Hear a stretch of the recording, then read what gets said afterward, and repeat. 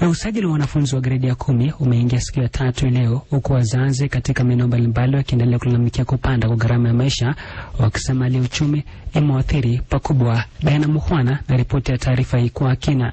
Wazazi wengi wanasema wako mbioni kuhakikisha watoto wao wanajiunga na gredi ya 10, lakini wanakumbwa na changamoto kubwa za kifedha, hali inayowafanya wengine kushindwa kumudu mahitaji ya shule. Katika kaunti ya Samburu, baadhi ya wazazi wamesema gharama ya sare na vitabu vya shule imepanda mno, ili hali bei ya mifugo kama mbuzi, ambayo ndio tegemeo lao kuu la kipato, imeshuka kwa kiasi kikubwa. Wanasema hali hiyo imeathiri uwezo wao wa kukidhi mahitaji yao ya kila siku na elimu ya watoto wao. Uchumi umetuzidi, imekuwa so hard kwa sababu hata leo nilikuwa na mbuzi karibu 5 ndio mtoto aende kwa shule.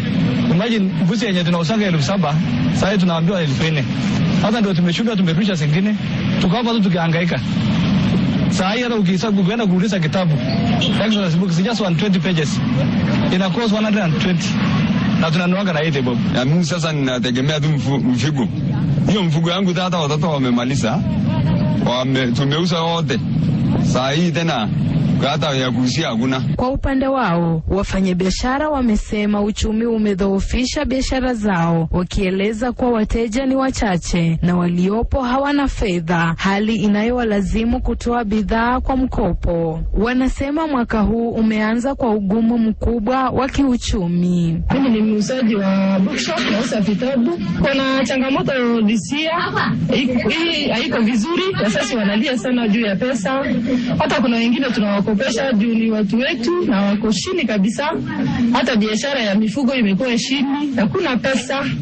Wakati huo huo, wazazi wameonywa vikali dhidi ya kuwanyima watoto wao haki ya kupata elimu. Maafisa wa serikali wamesisitiza kuwa elimu ni haki ya kimsingi, na mzazi yeyote atakayepuuza wajibu huo atachukuliwa hatua za kisheria. Katika kaunti ya Trans Nzoia, maafisa wa utawala wakiongozwa na chifu wa eneo la Maridadi, Martha Wafula, wamesema kutakuwa na msako wa nyumba kwa nyumba kisha hakuna mtoto atakayesalia nyumbani bila sababu ya kimsingi, kauli iliyoungwa mkono na wadau wa elimu. Hivi karibuni nitaanza kutembea kwa vijiji na village elders wangu. Kama mtoto wako hajaenda shule, utaniambia shida iko wapi na kwa nini unakaa na huyo mtoto nyumbani. Na unapata pia mtoto asipoenda shule, tumekuwa na mimba za mapema sana. Watoto wengi wanakwenda kukosa shule maana hawana karo ya shule, hawana watu wa kusaidia.